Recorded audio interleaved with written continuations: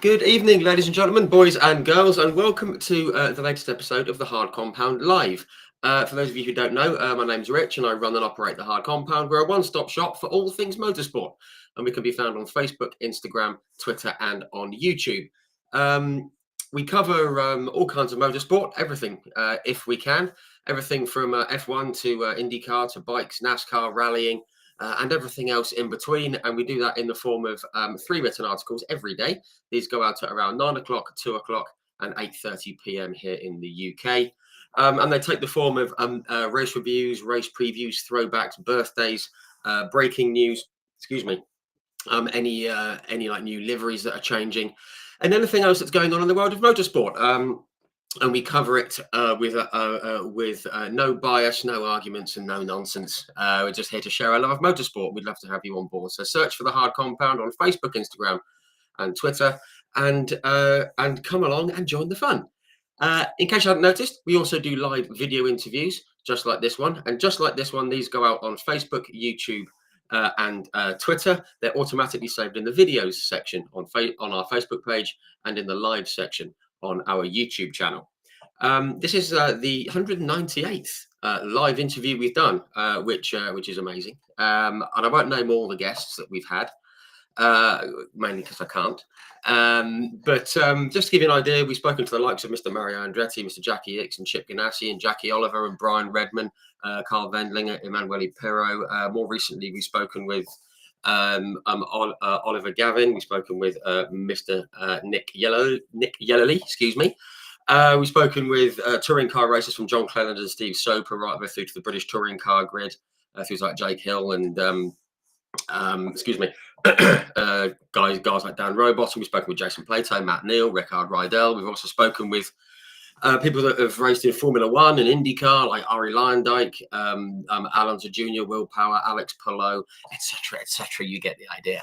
So do go and check those out when you get a moment, but don't do it just yet, because we have got a terrific guest joining us this evening as we creep nearer the magic 200. He's raced pretty much everything outside the USA, from what I can gather. He's raced in Formula One. He's a Formula Nippon Champion, British Formula 3 champion, Super GT champion, and he is and his family name is synonymous with the Van Diemen car and business. So without any further ado, we're going to bring him in because you haven't tuned in to listen to me. So without any further ado, please join me in extending a very warm welcome to Mr. Ralph Firman. Good evening. Hi. Evening, Ralph. How are you? Great. Fantastic. Yourself? Yes, very well. Thank you. Very well. Just searching for my coffee. Excuse me. I've got a tea. So it's the time of year.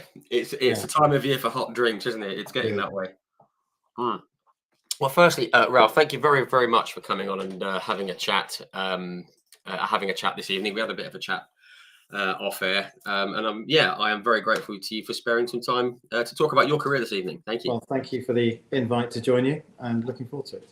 Yeah, absolutely. I'm very glad that we've managed to get this over the line and get it sorted, because as I mentioned, you've raced in a lot of things, which we're going to touch on very, very shortly. Just want to say hello to some of the people who are in the comments already. Mr. Unusual Art from YouTube. He's tuning in from Greece. Good evening. That's very, very cool. We've got Thomas Parker and our good friend Nicky's tuning in on Twitter. He's over near the Nürburgring, our resident Nürburgring expert, and everyone else as well. If you have any comments or questions, do put them in the comment section. We will work them in at an appropriate time, or just have a chat amongst yourselves, whatever you like. But thank you very much all for tuning in. Right, that's the intro sorted. Firstly, Ralph, how's everything been going through the summer and through this year? All good.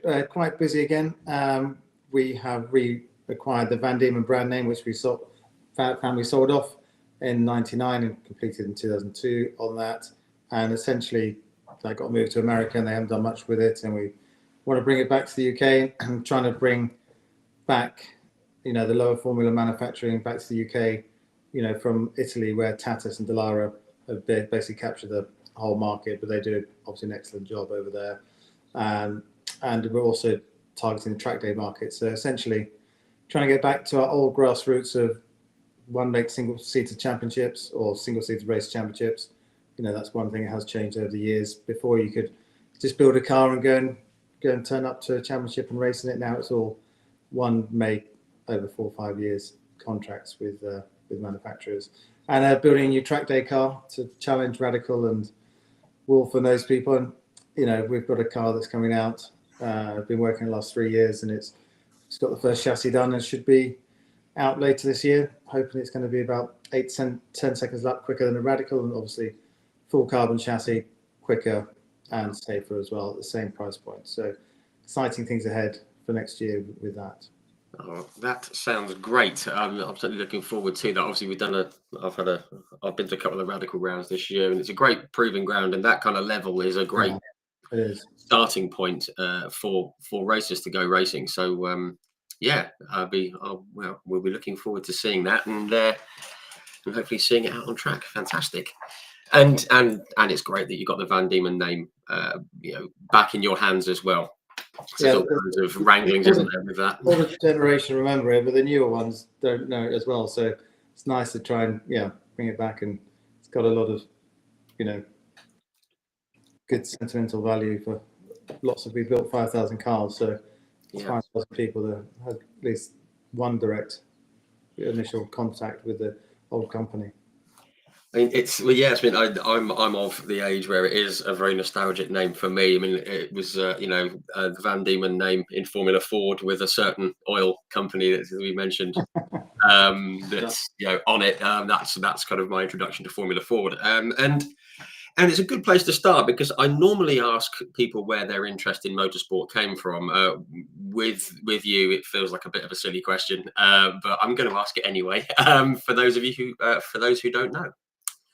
Yeah, well, my father started a company called Van Diemen in 1973. So, and they started building Formula Ford cars. He was a mechanic, and he worked at Lotus before that with ran Emerson Fittipaldi in F3, and then decided to build his own car, and that company went pretty well. Actually, it was interesting. He started the company with a guy called Ross Ambrose, and Ross wanted to do car washes, and my father wanted to do race cars, and Ross was going to take care of the commercial side of things. So they did start. So that's how the name Van Diemen was. They started the company, and they said, "What do you want to call?" Ross said, "What do you want to call the company?" My father said, "I really don't mind, or whatever." And he said, "Well, I'm from Tasmania. The original name is Van Diemen's Land." Van Diemen's Land. Van Diemen, a Dutch explorer. So we named it Van Diemen. They actually built a car wash. I don't think there was any around at the time. And then Ross went back home, and then came back to the UK and said, "Actually, I'm just going to head home."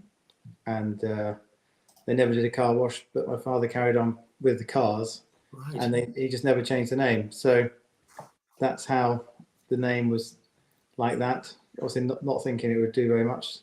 And then it carried on from there. So yeah. Yeah. And I must admit, I mean, I think I first heard of it mid '80s kind of time, and I just thought it was a cool name, Van Diemen. It just sounded good to like a young kid, and obviously, it kind of went from strength to strength, didn't it? And it's continued to do so, and it became the name, certainly in Formula Ford, from what I can remember. Yeah, I think at one time, 70 to 80% of the F1 drivers on the grid had raced or been involved with the Van Diemen brand or team at one point. It's a shame I see that whole Formula Ford championship has gone, because it's a great proving ground and a great learning ground, in my opinion. Learning to drive, step up from go-karts to cars, learning to drive a car without wings and slicks. You gain a lot by just learning what dampers and springs do to the car. And, I still think there's an opportunity there for people to do a winter's testing before from go-karting in a Formula Ford car, and learn a lot before they step up to slicks and wings. I mean, I think Lando did Ginettas, didn't he? So essentially, yes, you learn a season without wings and downforce. So he kind of went through that, but then under a different platform. Yeah, for sure. And You know, I mean, for those who remember, and as I said, remember back in the 80s when you mentioned about all these various F1 drivers that have gone through. I mean, even like guys like Dan Weldon and Jenson Button, but before that, there was, it was everyone. I think like Kenny Atchison went through it, and Mark Blundell and David Coulthard. Everyone else went through Formula Ford. It was a fantastic proving ground, as you say, and it's a shame that it's not, that it's not anywhere near that now. But it was. Yeah, like the Van Diemen name was certainly a huge part of it. Just quickly, I have seen a question from Andrew Bishop. He says, stupid question. I guess that's Marcus Ambrose's father. That is correct, isn't it? That is correct. That's not a stupid question at all. Absolutely. No, not at all. Not at all. Marcus came over and raced. I think he raced in the Formula Ford with the team before we sold it, or around the time it was sold. Yeah. Yeah. I think my web. So I was just looking at another couple of comments that have come in. So I just talked about Formula Ford. We've got like Marion Speed has tuned in. Hello, Marion, says she loved Formula Ford. A lot of great names came through, of course. Just a quick one here. Thomas Parker. Evening, Thomas. It says, what would you say to someone who is debuting in a kart for the first time? What would I say? Actually, my son has just done this. He's just had his first proper go in a go-kart over the summer. And we did a first day on a track day where, you only had 8 minutes and loads of people running around who were already up to speed, and it wasn't the best way to introduce it. And we ended up just renting a circuit for the day with a good team. Tim Wilson, I'll give him a little shout out there. He did a fantastic job. And we just rented the circuit and just let them just build up slowly and just let them run around at their own pace and build up their own confidence, in their own time, and not be under pressure to be setting lap times with too many quick people around.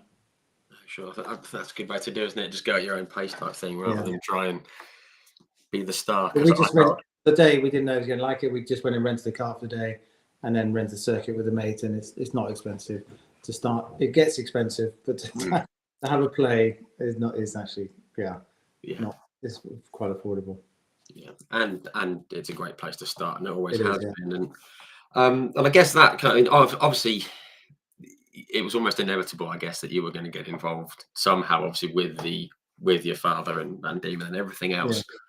Yeah. Do you remember when you first started kind of wanting to have a go and kind of wanted to get into a kart and try it for yourself? Well, I guess motor racing was in my blood, wasn't it? Because I was always around racing at some point during the year, taken to a race circuit. I'm not sure the mechanics appreciated me, because normally they'd be trying to change a gearbox. I'd be kicking stones around and trying to make sure stones weren't flying in the back of the gearboxes and things like that. But I had to go in a go-kart when I was 8 years old, just a spur of the moment. We went to Snetterton and had a go-kart circuit then. And we went over there to see what was going on and bumped into someone we knew. And those days it was quite relaxed. You could just jump in the kart and have a go. And I remember talking about it for about 6 months after that. And then I got sort of forgotten about it. And then I got a surprise go-kart on my 10th birthday, which is when you could start competing in the UK then, trying to get a license. Was 10 years old. It's a bit younger now. And just loved every minute of it from then on, really. Yeah. And kept racing every year, and we kept going. Wow. And from what I saw from the research, I mean, you kind of did karting for a good number of years and saw some success, and like won some races and got some nice shiny trophies and things like that. I mean, I guess after a couple of years, you were starting to think, this is what I really want to do. Obviously, there was the family involvement as well.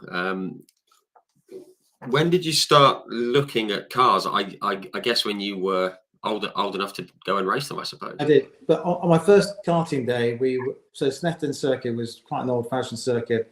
And it had banks and tyres that basically were the separating the circuit, and everyone was having a go in it. Paolo Carcassi was driving for us at the time. My dad jumped in the kart. He wasn't going to wear a helmet, and Paolo forced him to wear a helmet. And it was like later in the afternoon, he was he's not got the best eyesight. His glasses slipped down, and he misjudged where he was going on the straight and drove into the barrier and came out of the kart. And obviously wrecked the helmet, but luckily he had a helmet on that day because it scraped it somewhat. But also he managed to rip the kart in half. So my first day, yeah, they and then it sat in the factory for 3 or 4 months by the time they welded it back together and fixed it. So the first year we didn't do much. So, but it was only from year 11 onwards we did a bit more on that. But cars, in the wintertime, Van Diemen used to go down to south of France testing around Nogaro and Lebanon are the 2 circuits I remember. I think I was 16. We jumped in had to go in one of the Formula Fords. They took a Formula Ford down there for me to run around. While the other guys were doing proper testing, I had a bit of a play out for a few days, and that was a great introduction just to do that. I think that was. I don't think it was the Zytec engine. I think it was the Kent engines still. I can't remember exactly. But I was 16. I think that was a bit younger than you're meant to be, but when you're renting the circuit privately, and it's a bit more relaxed in those days, you could go around with everyone else. Yeah, it wasn't quite so strict. And you kind of mentioned that it's a great like a stepping stone, I guess, into racing from karts. As you say, there's kind of no downforce. You're not snakes and everything. Did you find it fairly easy to transition from karts to cars? Because I've spoken to a lot of people, and it depends which route they go down. If you go on the single seater route, they said it was like a big go kart, but a bit more grippy. And others who get on the touring car route say moving to cars was a real pain. How did you find it? I found it okay. Because my father ran the team, he didn't want me to do the Formula Ford Championship, so I did Vauxhall Junior, which are all the same cars built by us, but he ran with an independent team, and with JLR and Jonathan Lewis ran the team, did a fantastic job. We managed to win the championship that year. But I did do a Porsche race that year, and I was the first touring car I ever drove, and it's quite tail happy, and I still remember being quite scared. I don't mind racing in the rain, but that was quite an experience when you hadn't had any experience driving a big, heavy car in Estoril, a new circuit. They had 2 guest drivers. Ari Vatanen was the other guest driver. Wow. He was a fantastic, lovely guy. Yeah. I think I did have a small crash, did bend it, but that was fine. But no, it's a great experience, driving. Well, not only was it big and heavy, the rear-wheel drive, but it had ABS as the first car I drove on ABS as well, and learning to trust that. I couldn't use it properly because I couldn't quite bring myself to trust it. But that was the best way to drive. It's quite difficult to drive those cars quickly. There's some good drivers in it. I think Kelvin Burt was right up the front around that time. Crikey, there's some good names being dropped in there already. I'm quite liking this already. This is great. But obviously, I mean, again, it's a different kind of driving, a different kind of racing, and things to get used to and things. You did mention, excuse me, you mentioned team JLR. Excuse me. Formula Vauxhall June. That was your first kind of season, wasn't it? I get first season in cars. 93 we're talking here. Going into it, did you have any expectations for the year, or any plans or hopes, or were you just thinking, let's just learn as much as I can here? Well, I wanted to win, obviously. Good answer. Love that. I just won the British Senior Junior Go-Kart Championship, and the Junior one 2 years before that. So I want, obviously, every championship you go into, you want to try and win it. And the team was a good team, and we had lots of good winter testing. But until you get to the first race, you never know exactly where you're at. Sure. But yeah, we had an absolutely fantastic season, and I think the most memorable race of the year was Donington. In the rain, it rained, and we won by, I think, 30, 40 seconds or something. Wow. In a short race. Maybe it wasn't quite that. It was a lot for a short, 10-lap race. So that's probably the best race of the year. Fantastic. So I've got here that you actually won in your just your third race in cars. You won at Snetterton, and then saw that, which is obviously a confidence booster and good to get kind of that first win out of the way, I guess. So there's no sort of monkey clawing at your back. But and I also saw that year, I guess, Donington was the first of this run. You won at Donington, Alton Park, Brands, right in the middle of the season. Won the last 4 races. I mean, this is easy, isn't it? It was a great year, but it wasn't. Even though we designed the cars, it was designed so it wasn't very aerodynamic. So it gave a massive toe. So it was great, even closer, great racing like Formula Ford, because it was very, very difficult to get away. And there's lots of overtaking. It was really good learning for racecraft and learning how to drive in cars up from go-karts. And there was some really good drivers in that championship. Yeah, for sure. And just nice to have a strong start and basically just to win the championship in your first year, and then to secure it at Silverstone, which is a great place to do it.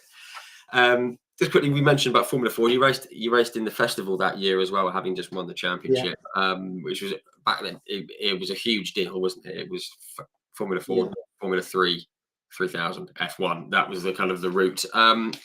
What are your memories of racing in the Formula Ford Festival? Because I used to love watching it as a kid. Yeah, I hadn't planned to do it, and I think that about 10 days before, who was the driver? Russell Ingall said to my dad, "I want to get a bit more money." Dad was umming and ahhing because it was very important for the manufacturers to win, because it guaranteed X number of sales for that. And I think Russell said, wanted some more money. Our dad was umming and ahhing, saying, "No, maybe I won't." And I thought I'd just chuck me in the car and see how we got on. And I think I qualified second for the final, and then got taken out by Kurt Mollikens, who was my teammate. And, but Russell went on to win the race. So I think it's probably a good thing that I maybe got taken out, because I don't think either of us would have finished, because he wasn't going to relinquish not winning, and I wasn't either. So yeah, for Van Diem it was good. It was a disappointing way to end it, considering we were right up the front. It was good experience, and really enjoyed it. Yeah. It was a Z-Tech engine, so it was a bit quicker and heavier than it's a lot. The car was a lot more oversteering, tail happy compared to the Vauxhall Juniors. And Vauxhall Juniors had slick tyres. Yes. They were very similar. It wasn't a big adjustment, but still, there's some minor differences. Yeah, sure. And just on it, I mean, there were huge fields in the festival, in the Formula Ford Festival, wasn't there? It was like 30, 40 cars and stuff, which, that must have been fun in those cars. Yeah, it was great. I mean, Grand Touch is one of my favourite circuits in the world as well. So, it's a fantastic experience. And, I remember going there every year as a child as well. So, know the history and remember lots of people winning there, especially Irvine. I think I was on Lucas Tower that year, and the rain and things like that. So but nice to be sort of on the other side of the fence and being able to race it, of course, which is always terrific. So obviously great experience there. You already won the championship, Formula Vauxhall Junior. You moved up to Formula Vauxhall Lotus. It was quite a quick climb up the ladder, wasn't it? From there, I mean, 94. Formula Vauxhall Lotus with like Paul Stewart Racing. I spoke with someone, I can't remember who it was now, terribly, who raced with Paul Stewart Racing. He said that the chance to work with Jackie and the name and everything was a big pull. Was that the case for you? Was it appealing for that reason, among others? It was great to work with Jackie, but they ran the best team as well, didn't they? Or as one of the top teams. So, it was just nice to. We agreed the deal actually at the last race of the Vauxhall Junior Championship. Sir Jackie and Paul, I think, was there as well. And we had a chat after the race and put an agreement in place. Oh wow! For the season then, so that was nice, comforting to know what I was going to do straight away after winning the Vauxhall Junior Championship. Yeah, nice to kind of have it sorted nice and early, so you can prepare for it and get ready for it. Actually, there's a good question here from Nick Ward. Hello, Nick, on Facebook. He's tuning in. because he mentions nerves, and I'd be very nervous around Jackie Stewart. I kind of know I would. But he says, could you, Nick has said, could you please ask Ralph how he controlled his pre-race nerves? That's good. Well, I think being nervous is one of the things you have to be to have your mind focused. And I was always very nervous before races and qualifying. But as soon as you go do the warm up lap and the lights go out, those nerves just disappear straight away. So, because you've done all the hard work, and hopefully have a good start, and it's just back to driving normally. But before that, I was always just very nervous. But you just have to, some days it's going to be easy to drive quickly, and others you feel a bit groggy, and you have to prepare your mind a bit and focus and just think through everything that might happen. And just know the body which days are going to be easier than others. But because I guess it just varies. It's just how the body reacts, isn't it? It's how how you react to a situation. But thank you, Nick, for the question. Much appreciated. So that season, obviously, you moved up from Vauxhall Lotus. It was the Reynard car that you were in. I get the feeling that you're one of these quietly confident guys who wants to win. I guess that was the case going into that season. Again, even though you had just stepped up, I guess you were just wanted to go in and try and win the thing straight off the bat. Yeah, I mean that was the aim. When we had a bit of a mixed year with some unlucky with some mechanical breakdowns and things like that, but we were quick, and we actually, I think going into the last weekend was between me and Jamie Davis. Basically, we were leading the field the whole year. Jamie's a great driver. I've raced against him since go-kart, so we've known each other, a long time. And it's between us going into the last race, and I managed to get the lead, and he went to try and overtake me to the last corner on the first lap. I think he realised that if he had to get by me to have a chance. I think it was whoever won the race won the championship. I can't remember exactly. And then anyway, he crashed in the back of me, and neither of us finished. And then Owen McCauley went on to win the championship that year. So it's a bit of a shame, but in general, we'd had a good season. It was unlucky not to win it. So it's just. That's racing, as they say, isn't it? I think there was like Guy Smith was in there as well, wasn't he? In a bit of a battle. I think it was Guy. There was one other. I knew there was one other. I think it was three of us. Had a chance of winning the championship. Going four. Well, obviously four of us: Owen, Guy, Jamie, and myself. Going into the last race. Yeah. I mean, and this is one of those things. I'm not one for stats and stuff, but I like to have them in front of me. But that season, you had 13 races. You won 5 of them. You had 8 podiums, 4 pole positions, and ended up 4th. Doesn't quite seem fair, but it's just. It was a very strong field, and a couple of DNFs here and there. Suddenly, it wasn't easy to. It wasn't a walk in the park with so many good. There's 4 strong drivers there, and so you had a slightly off weekend. You didn't just finish second, you finished 4th. A big drop in points. So it was a very competitive championship. Yeah, absolutely. And speaking of which, I'm going to come on to another competitive championship for 95, but I've just spotted in the comment section on Facebook, Mr. Martin Donnelly is tuning in. Martin, good evening. Thank you so much for coming out for lunch last week. Great to see you, and great to have you on here. He has said that Team MDR, Martin Donnelly Racing, he says it keeps him honest every weekend with our driver Jamie Davis. He had to get that in there, didn't he? Yeah, they did a good job, and they were. Yeah, it was close. I think they had yellow pages or sponsorship. He can confirm, but they were a couple of weekends. They were lightning quick and did a good job, and it was a tough year. Yeah, for sure. But yes, Martin, thank you for tuning in. Very nice of you. Okay, I mentioned next step up, 1995. Again, another quick step up into British F3, and at this time, this was like proper, getting super serious on the F1 ladder here. Excuse me. Again, with Paul Stewart Racing, I guess it was always the plan for you to step up into Formula 3 with the team for that year. I think we had a good year with in Vauxhall Lotus and didn't see the point in doing it again, so we wanted to move up to Formula 3, and that was quite a big step up from Vauxhall Lotus cars, which are a little bit agricultural, I found, to the F3 car, which is very nice little nippy cars with high downforce and slightly different driving style. We had to carry more corner speed and through the corners, and then rather more start stop than Vauxhall Lotus. And yeah, I mean that's the thing. I always like to talk about step ups and differences in cars. I mean, nothing against the Formula Lotus, but from the outside looking in, it always looked like the Formula 3 was like a proper little, like a proper little racing car rather than the agricultural ones. It is as you put it. It must have been great to get behind the wheel of one of those and really see what it could do, and obviously what you could do as well.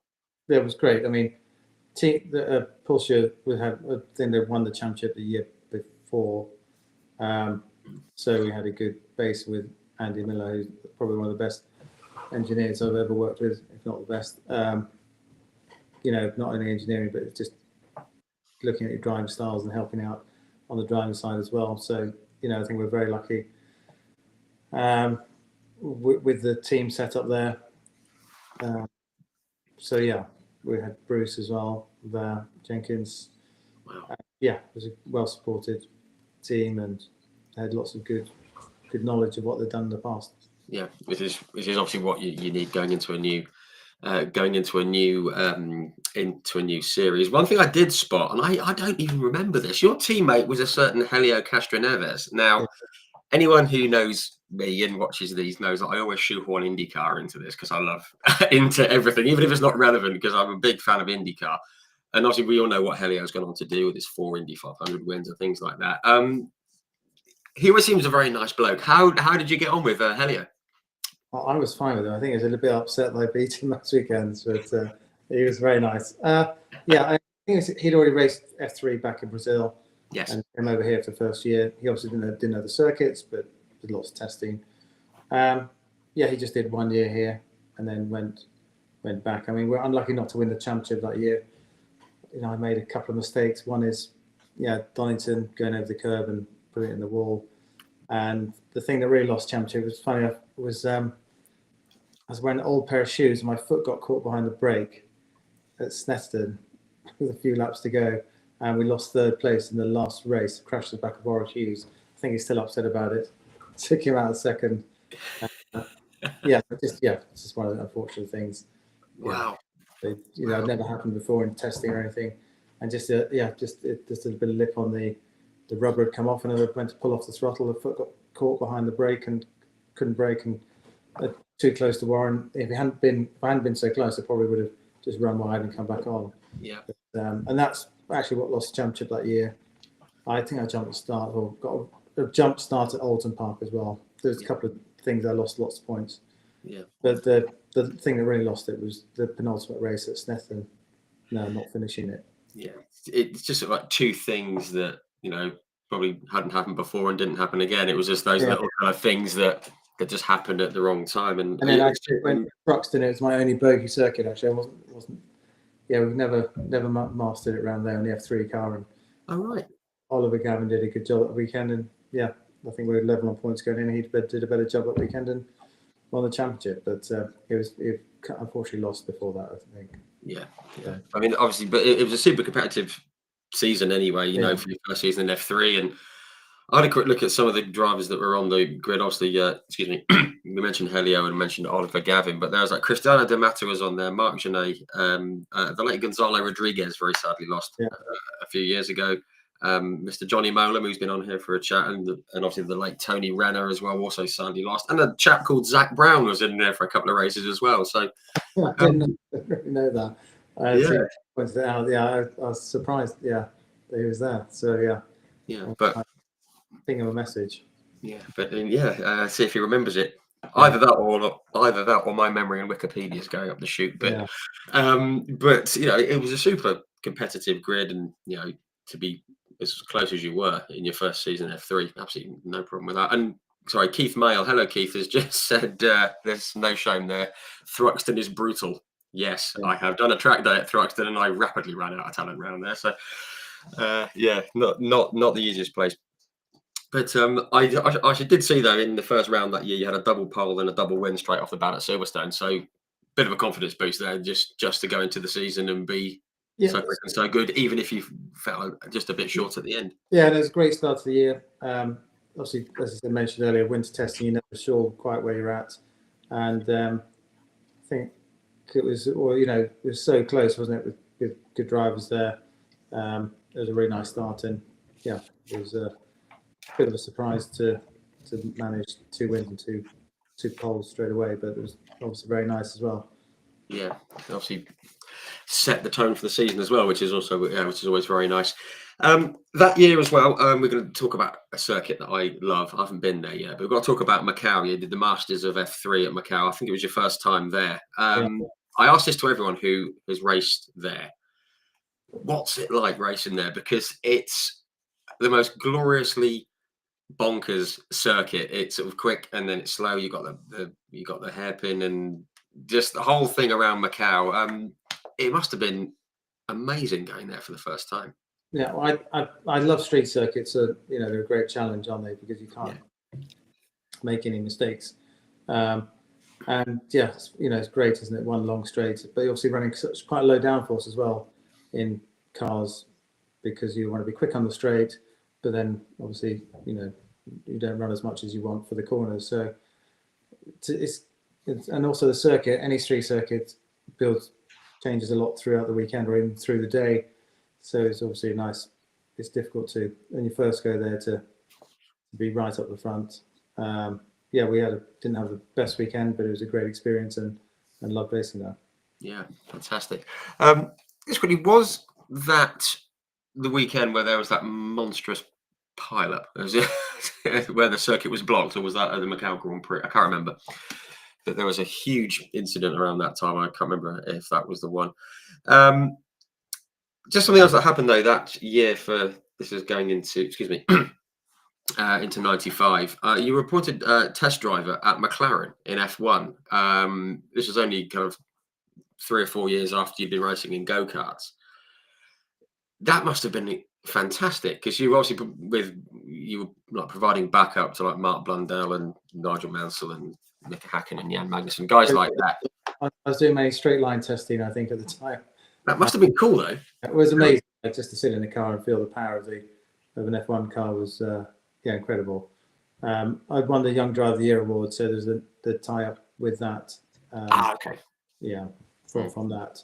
I think we all did a quick test out in Jerez. We all got 20 laps, I think, by memory. I think it was Jamie Davis was there, myself, and a few others as well. Wow. Yeah.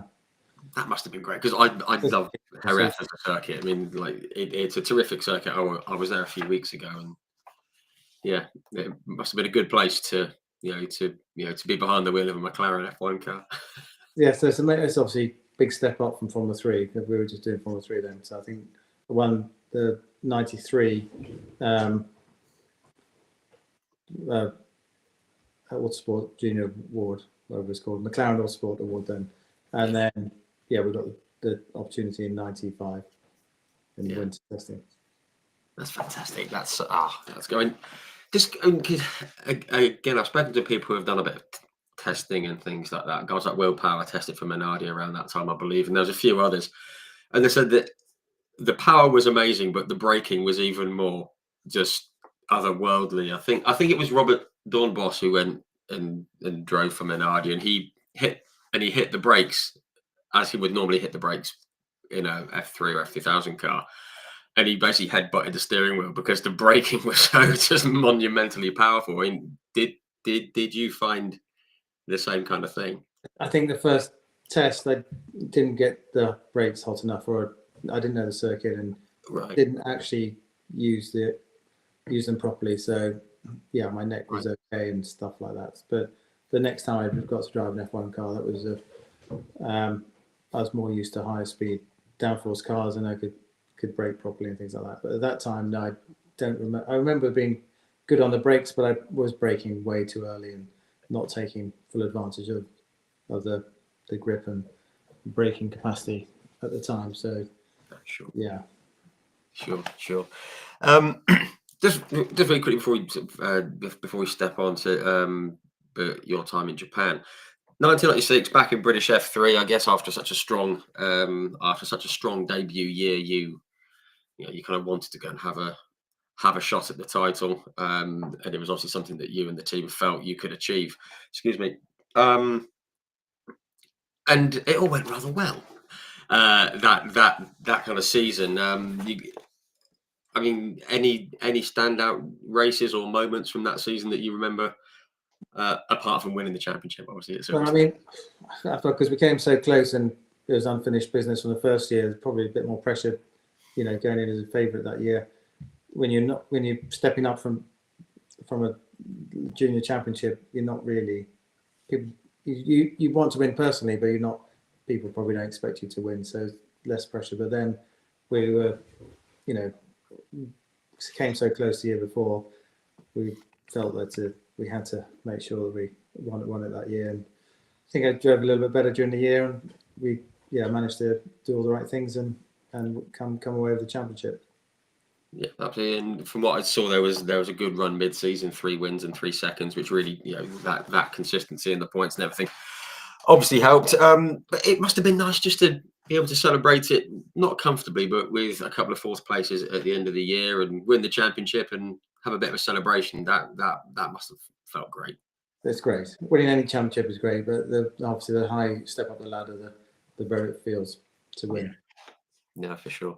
Yeah. For sure. Just a question that's come in here from Simon Steele. Hello, Simon. Again, tuning in on Facebook. Talking about the Zandvoort and the Marlborough Masters. Obviously, it didn't quite go the way you would have wanted, but he says, how did Ralph find the Zandvoort circuit for that? Because obviously it was before the big overhaul they've done recently. Yeah, it was on the shorter circuit. It was a great circuit. We used to go up around the hairpin, which is a different camber then, and then turn right, I think, as you go up the hill, and then cut back on the last bit of the circuit. It was good. Yeah, we never managed to get it clicking around there. It was on Bridgestone tyres. It was different tyres, and we never found the right setup and working. Obviously, it's quite different there as well with the sand and everything. It's difficult to jump in as well. When you haven't run for a while, if it's windy, the sand comes on the track and it's a bit slippery to start with, and so to move the car forward was a bit tricky. We never quite clicked around there on that with those tyres. They're very different. The sidewalls on the Avons were very stiff, and on the Bridgestones were very soft, and it's very. I think in Europe they're running.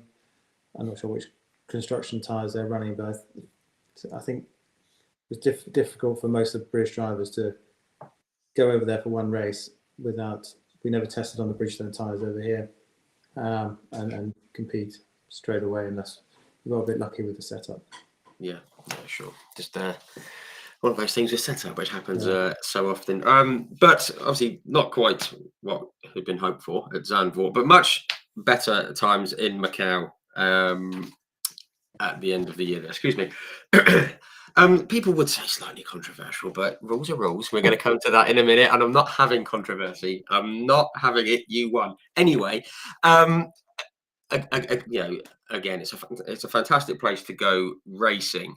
And you obviously felt strong given the year that you'd had.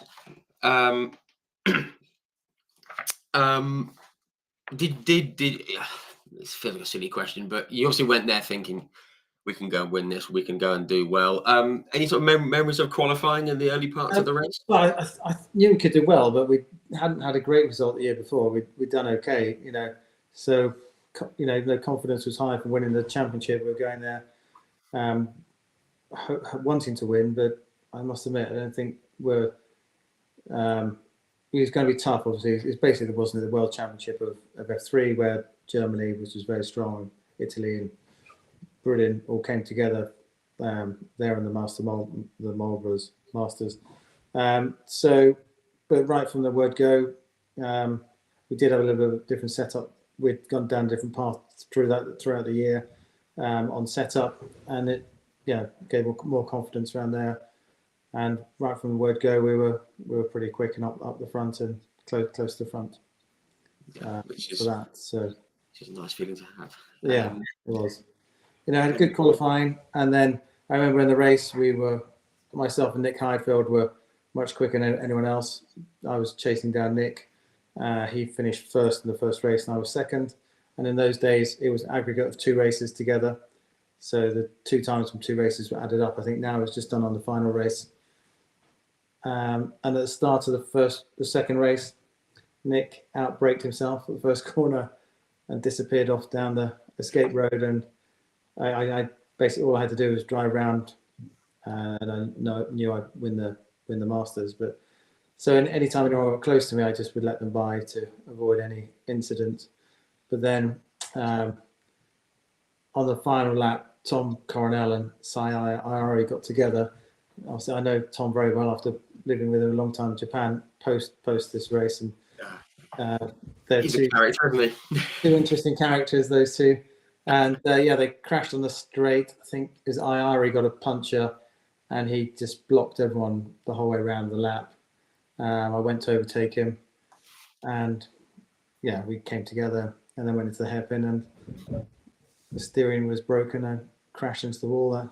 I wish I'd thought about crashing and deliberately blocking the circuit, because then they red flagged the race as Trulli was about to cross the line, and went back 1 lap, and I won the race. But essentially, I winning the Macau race the whole time until there was I hadn't planned on somebody getting a puncture and blocking us the whole way around. No, exactly. I mean, because we had quite a big margin after the first race. So yeah. Yeah, I mean, I think people watching just based on the second part of the race would, the cynic in them would say, "Oh, look, you crashed," which obviously not the case. And as you said, you were a long way ahead, and rules are rules, isn't it? It is. It's one of those things. So and also, you can't overtake at the hairpin anyway, so nobody could have done anything anyway. No. Yeah, I mean, I think it was actually Pedro de la Rosa who finally blocked the circuit, who's then my teammate the following year was my teammate that year? No. Was he my teammate the following? I went back to do it again with Paul Stewart Racing. Yes. Just as a one-off for the 3rd time. Yeah, that was a following year, wasn't it? A year in Japan. So it was. That was.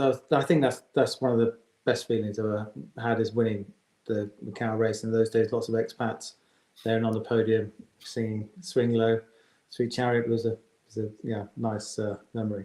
Oh, that's lovely. That's really good. And I won't ask about the post-race celebrations, because you know what can happen in Macau. I've spoken to plenty of people, but I'm sure it was fun. We had a few drinks, so it was nice. Yeah, it was a big thing to celebrate. So yeah, super. No, that's good to hear. No further questions, Your Honour. I've heard all about Macau, and it sounds great. So obviously, you've won Macau. You're the British F3 champion. Did you have any options going into 1997? Because people might have been looking at International F3000, Formula Nippon, of course, where you ended up, or even straight into Formula One. I mean, were there many options coming your way? Obviously, I could have raced in England with Supernova in Formula 3000. David C as well, and he was running one of the best teams, if not the best team at the time, wasn't he? In 3000, but they're quite big budgets then. I think it was already $1 million, and we didn't have $1 million at the time. And in Japan, they start paying you, and there was still a good opportunity from Japan. There's a good history of drivers going from Japan to F1 still, and it's a well-regarded championship. Even though it gets a lot more coverage now than it, did do in the 80s. There was a couple of journalists living over there, and they reported back that when I was there, it didn't get as much coverage back here, but it was still a well-regarded and fantastic proving ground for learning how to drive a big, powerful car. Yeah, and you kind of mentioned that. I mean, I remember thinking at 3000 all through the late 80s and all the way through the 90s, thinking they look seriously fast, seriously powerful. I remember as a kid being terrified by them because they just looked crazy. I mean, and with all the backing from various manufacturers out there, the power of the car, you must have felt that it was obviously the right decision to make once you got cracking. Good experience. I mean, the tyres were amazing as well. Bridgestone are constantly developing them. as well. So it wasn't just the car and the aerodynamics. The tyres were incredibly grippy, and physically it was a bit of a wake up call on what's required. I was always in good shape, but just physically on the neck and things like that is another big step up. They're much quicker than European 3000 cars. Nice. So it was a good experience, and obviously racing over there is very well supported by the manufacturers and fans, and fantastic race circuits as well. Yeah, absolutely right. And obviously, if you throw like a new culture and everything else, it kind of makes it a bit kind of tricky. But and you kind of mentioned all new circuits. I don't know if there's anything you would have raced on before, but I did see that at the start of the season, there was unfortunately a retirement at Suzuka, but then there was like fourth at Munich, and then second at Sugo, which was a cracking circuit from what I could see. It felt like a lot of the times you weren't far off the pace as well, so you could. I went over there with a new team, and we got Paul Crosby to come over to help out after a couple of races. So then when he came out to help, he obviously had a lot of experience in 3000. Then we started to move up the grid a bit. But Pedro de la Rosa won that year, and Lola was the best car that year by miles. We're in the Reynard. I mean, it was still possible to win in it, but it was a new team. It was a good experience. I remember that race in Sugo. It was probably one of the hardest races I've ever done. It was so hot, and we had a rear wing on there. You couldn't see through it. We had so many elements on it. It was incredible. So great experience physically. It was a really nice way to. I think that was the best race of the year during the season. Yeah. And excuse me. And again, I mean, it was like another very competitive grid. Apart from Pedro de la Rosa, who was just off and away, wasn't he, here with the car and things like that. And excuse me, I've got you took some 8th overall, but that doesn't tell the whole sort of story with the pace of the car and everything else. But a very good start to your time out in Japan. You also did the Japanese like Super GT touring car, whatever it was called at the time. I've completely forgotten. You did a bit of racing in the Porsche the Porsche 993. Excuse me. Yeah. Was it the first time you got in a Porsche since the escapades of a few years ago? It was, yeah. I'd say a bit more experience in cars, and it was a bit more of a nice experience. But that was just run as a amateur thing by the team, and they asked me to race in it and pay me a bit of money for that. So we did that. But the top teams, obviously, then Toyota, things like that. It was very impressive, the jobs they do, and they're fantastic cars racing over there. Yeah, and this is great. We'll come to that again shortly. Just like moving into 98 round to 2000, you switched to Team Nova, who obviously Pedro had won so handsomely with before. How did that come about? Did you go to them? Did they come to you, or was it a bit of both? They came to me and asked me to drive for them. The following season, I was absolutely delighted about, and thought, Quid's in here, got a good chance of winning the championship. Of course, yeah. Pedro won nearly all the races the year before, and he'd done an exceptional job, and him and the team worked really well together. But at the same time I came, they'd done a deal with G-Force. Right. And we'd swapped a G-Force chassis, which is the new chassis there for them at the time. And my teammate actually stayed in the old Lola car. But I was meant to be in the G-Force, the better car. Right. Turned out to, just be... we had some good results, but essentially it was we never sorted it out, and it was never a good car aerodynamically. It struggled with all sorts of different things. And for 3 years, we pounded around and, couldn't win. Occasionally we did the odd... In the first year, we did the odd good result when I jumped back in the Lola. But essentially, the team I was racing for were the importer for Lola, and Lola had then closed down or couldn't support them, so they were looking for a new manufacturer to be the importer for. So right. That's why they joined up with G-Force as just to make sure they had another income from that side of things. And unfortunately, it didn't work out. with the car. But yeah, it was a good learning experience because we were developing the car and trying to change it every weekend. I mean, G-Force were working hard on trying to redesign geometries and suspensions and aero, but yeah, we never quite got there. No, sure. It's a shame that obviously the chassis didn't work out. And I did see that even across the 3 years, you did. As you said, you had some good results. There was six podium finishes I've got, and it was at Fuji and Sugo and a few others. And it did bring a first series win at Suzuka, which is a great place to race. I'm sure. Did actually. It was on the short circuit, that one. So right. We did just the S's and turned right at the S's. Oh, okay. It was 95 laps or something. That is a short. Yeah, okay. So we just did the main straight, the S's, and then as you come up for the left, I can't remember what it's called. Degner. No, Degner's one after. You turn sharp right through this, basically on the escape road over the pit lane, and then because they're quite close there, and then back round again.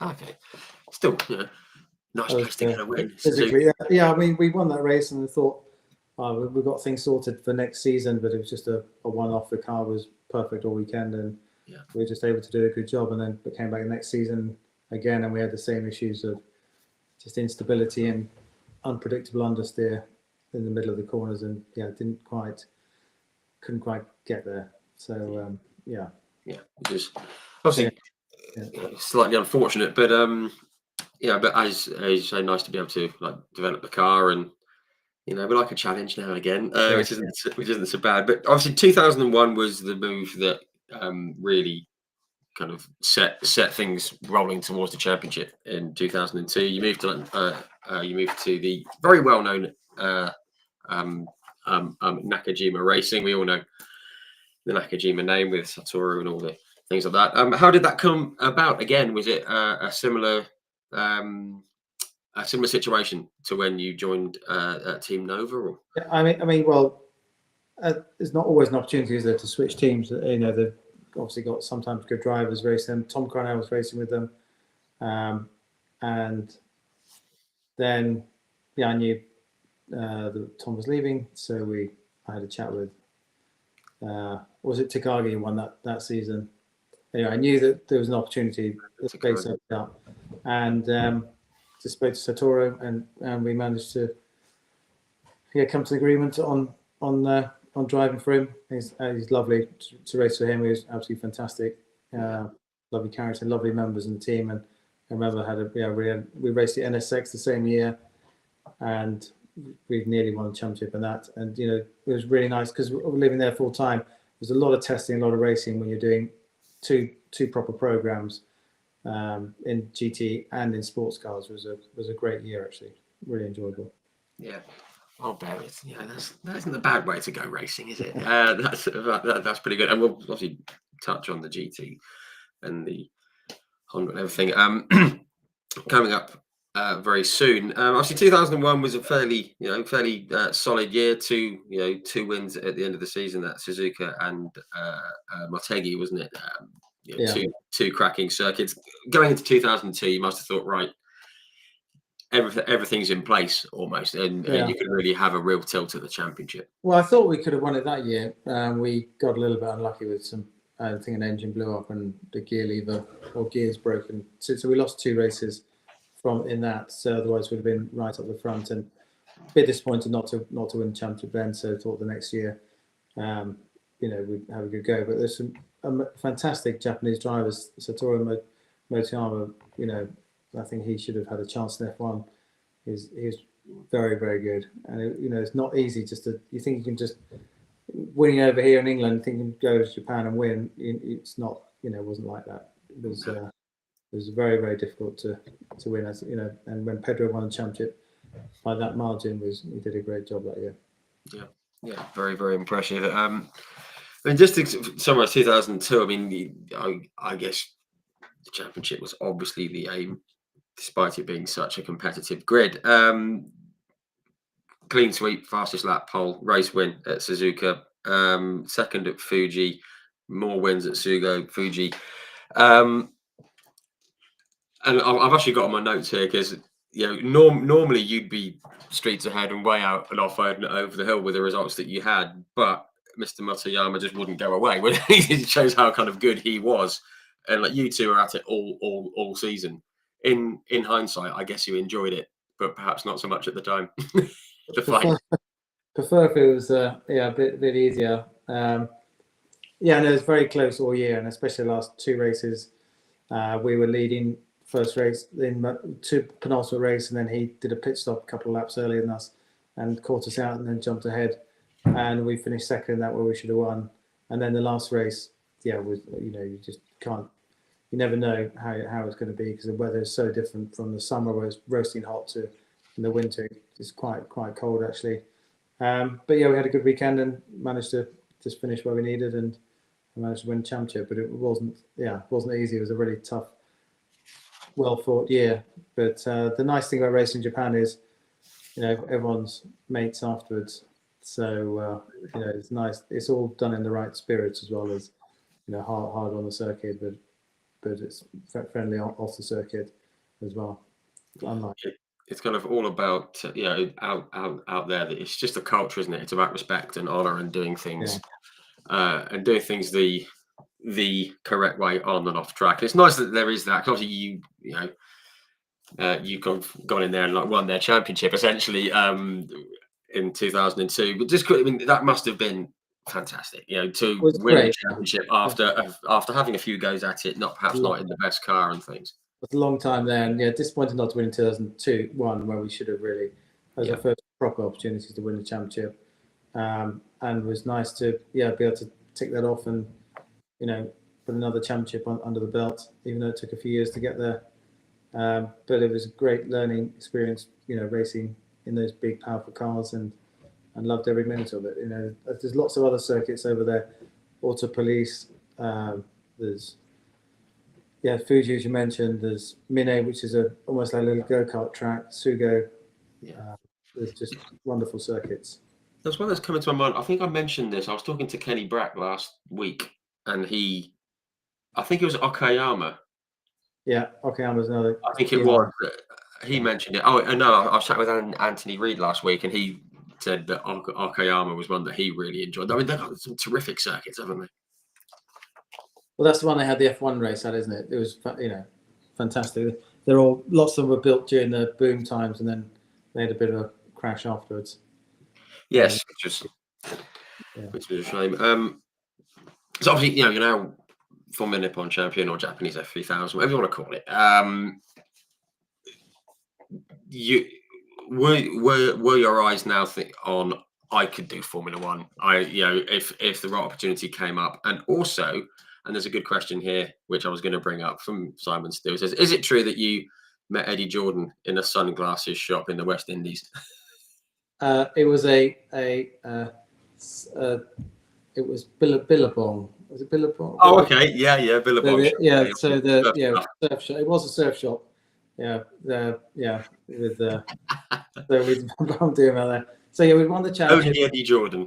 We won the championship, and obviously hoping to get to F1, but we hadn't had any proper conversations with anyone, and then bumped into Eddie and St. Bart's actually in the surf shop, and we got chatting and said, "What are you doing for dinner?" And we were staying with friends who own the Eden Rock Hotel, and they laid on a really nice spread with an amazing dinner upstairs in their gastronomic restaurant. Eddie and Marie and the kids, they were sailing through from BVI's, and obviously it's been sad that Eddie's passed away recently. It was amazing inspiration to motorsport, and probably the last person who's going to be able to start with nothing, come from nothing and have an F1 team. I think without massive hundreds of millions or billions behind you now, you're not going to get into F1, or certainly not in the next foreseeable future. So I think it was the last true privateer to make it through, and it was amazing what he achieved. Absolutely, and obviously he gave him opportunity to race in F1, and his team. We had dinner that night and got chatting, and obviously I'd been championship over there, and we managed to open discussion to then driving for him. But I don't think we hadn't met him in the shop or had dinner, then that might have not have come around. But I do remember driving him back in the van. I was asked to drive him back to his boat, and as I was reversing out to the hotel, I reversed into a wall. And I said to him, I'm much better going forward than backwards. After I did the van, He jumped on the defensive. yeah. So yeah, dropped them back at the boat, and we then managed to stay in touch and put a deal in, I think late January in the UK. So Wow. yeah, no. I mean, you know, as a motorsport fan, I'm sure everyone who sees this or hears this would have dreamt of signing a Formula One contract. And even, you know, how did it feel when you'd done the deal, signed the contract? Did you have a moment to yourself where you think, I'm a Formula One driver? That must have felt Yeah, great. it's something I've always wanted to do, and my whole career was based around wanting to race in F1, and finally got there, and got the opportunity. And yeah, I was really looking forward to, excited about the year ahead. I think it really hit home when you go down to the first test and you hear them warming up the engine. You've done the seat test and everything, you hear them warming up the engine and everything before you potter out in Valencia, I think it was. Did a few laps down there pre-season, I think in February time. Yeah. Wow. I mean, and I'm coming to the car quickly. I mean, I've asked like a similar question with the McLaren, but I'll come on to it quickly. But you had a teammate with Mr. Fisichella, who went on and he's done very good. I think, and he's still racing. He's still winning in Ferraris. Yeah. Same question really as it was about Helio. How did you guys get on? Because Fissy seems like a really nice guy as well. Yeah, we got on well. His English is okay, but his English is better than my Italian. He was always very pleasant and nice, and yeah, we got on well. I mean, he's there fighting. We weren't up the front. We're just trying to do the best for the team and get as many points and just put in a team effort together. Just work as hard as we can and do as well as we can each weekend. Yeah, which is what you have to do, of course. Obviously, this was 8 years on, give or take, from your time in McLaren. How did it was 13, wasn't it? Yes, it was like the EJ13 car. How did that compare to your previous experience with the McLaren? Very different. I'd actually done a test with BAR in the winter. Okay. After winning, because I raced with Honda, and Honda gave me the opportunity to do a test with BAR in Barcelona, which was going well until we blew the engine up. I got 15 laps, I think, from the engine. So that was a great experience. So I could get quite close to the pace on that much quicker than before, because I'd experienced. And also the cars had moved on a lot. They had groove tyres, much higher downforce, more powerful engines. Couldn't really compare it, to be honest with you, because I didn't have a proper run before. Right. But it was, compared to the BAR, I had a little bit of a snippet of what to expect from them. But it's still difficult when you first go out, even though you've got traction control, to go full throttle the first couple of laps. Because you just don't want to crash, do you? But then you come in, the engineer's just go flat out. You physically can't crash the car in a straight line because of the TC. So you just crank the TC up a bit, and then you get confidence, and you're off and running, obviously. But still remember that was first couple of laps was difficult to go absolutely flat out from a slow speed. No, I'm sure. Yeah, absolutely sure. And I guess once you get into a rhythm and once you get used to it, but I don't want to say fun, because I'd still be terrified. But I mean, it must have been great once you started to get a handle on an F1 car and thinking, I can do this. I never felt confident in the car the whole year. I was always struggling with a few things here and there. So never felt like really. The only time I felt good in the car was in the rain, actually. So, right. Okay. In Brazil, we could have potentially won that race if the front wheel hadn't fallen off, or at least finished on the podium. Fizzy won it, and we're on the same strategy. Gary Anderson had done a great job during the year on some of those odd weekends. He pulled a bit of a blind aid, pulled us both in the pits, and fully fueled up the tanks on the car, and that's what gave Fizzy the advantage in the end. But I think we could have gone on to win that or finish second. That was the most confident I ever felt in the car was that race weekend in the rain. That was obviously, for those who that was obviously in Brazil, wasn't it? The Brazil race. Brazil, yeah. Carnage strewn at the end, which all the Michelin tires fell to pieces, and it was the Bridgestones that were left because it was half wet, half dry.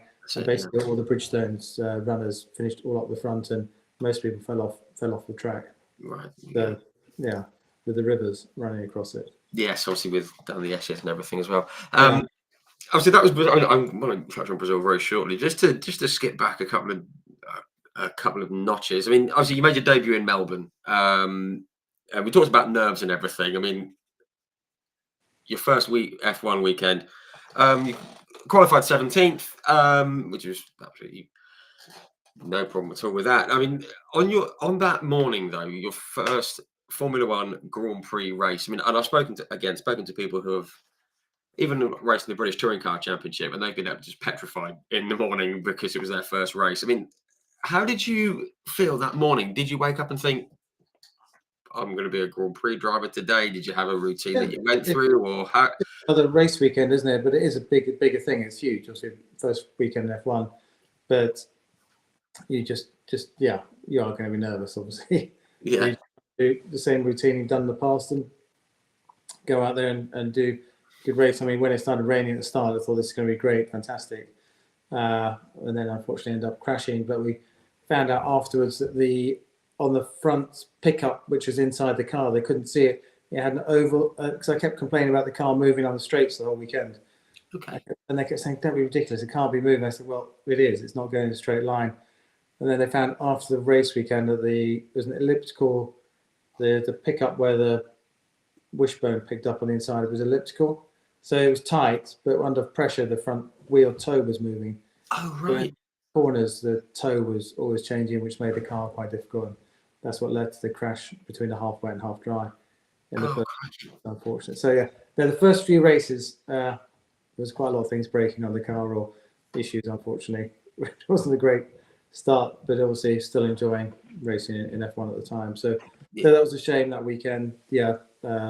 Even with the wheel moving around under pressure, we still had an okay result in qualifying. So. Yeah, and I think you made a lot of progress in the opening laps. You're up like eight or nine places until that happened, weren't you? Gary had done another blinder on strategy and stuff. So there's early races. The team had done a great job on maybe starting the back. You can take a little bit more risk on strategy and things like that. But they were very good at opportunistic, with the weather and things like that. So it was a shame. With a few more laps, would have been much further up. But with those issues on the front, then they changed the chassis. Had to change the chassis for the next race once they discovered it on stripping the car down for Malaysia. For Malaysia, sure. Yeah. Just one more thing on your debut that one that sticks in my mind. I think it was an 85 or 86. Alex Caffey debuted for Ocello, and he was nervous as hell until Ayrton Senna came over to him. He was the only driver, of the senior drivers, as it were, to come over and say, good luck, welcome, enjoy it, all that kind of stuff. You'll be fine. Did any of this was a few years later down the line, but were any of those senior drivers, in inverted commas, did anyone come over and shake your hand and wish you luck or anything like that? And not in such a way. I mean, actually, Michael Schumacher was always very nice. He was lovely. DC, obviously, been with my race Van Diemen and stuff, so there's a bit of history. I mean, he was always very nice. In general, most people were nice. But actually, growing up, I remember obviously lots of drivers. But Ayrton lived with us for a while when he was in F1, when he was doing his house and race with Lotus. So obviously, sound him. But in general, no one really. I think you were kind of on your own a bit. No one came up and said, good luck as such for the first race. But no one was horrible. That's a start. Yeah. So, but it's still you still there's people been there a long time and a bit daunting. I think when you're first there, but feel like I won enough championships and done enough to justify my position on the grid, and absolutely felt confident on that side of it. Yeah. And lots of them I'd raced against, as you said, in F3 go-karts, and quite a lot of them didn't know them personally, but had raced against, Truly, who was Montoya, which was in F3, beat him in F3, wasn't he? Finished The sixth, Matter, or seventh. yeah, the Matter. There's a lot of drivers that already raced against there as well, so didn't feel too unnatural. Yeah, a bit of like familiarity for you, because and just to move on, I mean, you mentioned there was a change to the chassis for Sepang. Obviously didn't really help with how that went. There was like retirements at Interlagos and Imola, and which must be incredibly frustrating. But I guess the highlight of the season, Barcelona. Excuse me. Something just seemed to. I talk about things clicking quite a lot, because there seems to be the odd race weekend here or there, or a point in the season where things just improve a little bit, and it makes a big difference. Was Barcelona one of those weekends? Because you qualified 15th, it was your best so far. Did something click that weekend? The car felt good. Obviously, I really liked the circuit, loved the circuit, and it was and it just seemed to work out well, and don't felt like it drove any better that weekend than other weekends. But the car was working well, and we were in a position to finish. Managed to get 1 point, the only point of the season. But still, still you always look back at Brazil when the wheel falling off. With what kind of result we could have had there, but Barcelona was fantastic, and it set up it was hoping later in the year we'd get some better results, but unfortunately we didn't manage it. Had a bit of a crash in the middle of it. But, yeah. We'll touch on that in a moment. Yeah. But I mean, just on Barcelona, obviously, it felt like it could have been like a stepping stone, but obviously when you know that you're in line for F1 points in your first season, your fifth, sixth race, whatever it was. And again, you hear about racers when they're coming up for a big result, their first win, or whatever it might be. They hear kind of phantom bangs or creaks or rumbles or something in the engine. Did you have that when you were coming out, or was it just complete focus on where you were going? I think I didn't really think it was such a. You want to be on the podium, don't you, or winning races, and then you think, but finishing 8th is still nice to finish a point, but it wasn't really something. No, it wasn't. I just felt like a normal weekend that we got a slightly better result than the other weekends. Yeah, but I want to be right at the front, fighting for podiums, I think. But those in the old days when you're leading race, I think you often hear where you make up, you hear different things, or gearbox making funny noise and things like that. But at the time, no, we're just driving. And, I thought it was going to be one of many points I got through the season. Yeah. So, obviously didn't quite pan out the way, unfortunately. But excuse me, sorry. Going back to Brazil, actually, what happened with Brazil? Was it suspension failure or the wheel, or whatever it was that happened? And I'm going to lead this into what happened in Hungary. When that thing, because I mean, Interlagos, that part of the track isn't particularly slow. I mean, you've opened it up and gone right from that first corner all the way around that kind of banked turn. When that happens, was it front right? I think it was. When it let go, you're a complete passenger. I mean, I know you racers are built differently. You don't get as terrified as us do, as us fans do watching. But that must have been scary in the wet at that pace, and all of a sudden you're a passenger. I think the word is the operative word there. Basically, once something breaks, you are heading off somewhere that at weird angles or weird things that circuits are not designed to take impacts on race cars from. That's the first thing that goes through your head. But at the end of the day, there's nothing you can do. You can see what's coming, and that's that. I mean, there's quite a big runoff there, so it's not really too bad. And in the end, I hit Oliver Panis. Yes, unfortunately, so Giancarlo almost didn't have the opportunity to win the race because I nearly took him out as well. Yeah. But, It's one of those things, isn't it? You're just heading off, but there's nothing you can do. No, sure. You just have to kind of hope it's going to be okay once Yeah. it all stops, I suppose. And that does lead on to something that you've kindly said we're okay to talk about. Excuse me. The accident that happened in Hungary and gave you a bit of a rattling, shall we say? It was another one of those where, I mean, I remember seeing, I think it was Nakajima, his rear wing collapsed at Paul Ricard a good few years earlier, and then your one as well in Hungary. Did you feel it go? Because you were going up the hill, and then there was a couple of seconds, and then the car just went, didn't it? My friends still joke about it. Do you not feel it? Like, I felt the car Nice go joke. quick, but that year we'd had the engine blow up quite a few times, and before it blew up, it went a bit quicker. So I was like, I'll get another lap in before Right. we. So I kept it flat, and obviously then, going to the top of the hill. I didn't look in the mirror. I didn't see the wing. Because normally you'd look in the mirror and you'd see nothing there. So, but when I got to the top of the hill, I just remember the car swapping around, and I remember the second bounce on the gravel, but I don't remember hitting the barrier or sort of 10, 15 minutes afterwards. The next thing I remember is being essentially naked in the hospital at the circuit, just covered in drips and sweating a lot. I think I was awake and talking to people, but the brain has a funny way of just anything that's too serious, getting rid of it. So it was quite a big bang. Yeah, I think some of the lucky that I didn't injure any of the photographers actually who were behind the barrier. Yeah, I don't remember it at all, and don't remember it. Probably however long it takes to get from the car to the in-circuit hospital, 10 minutes or so.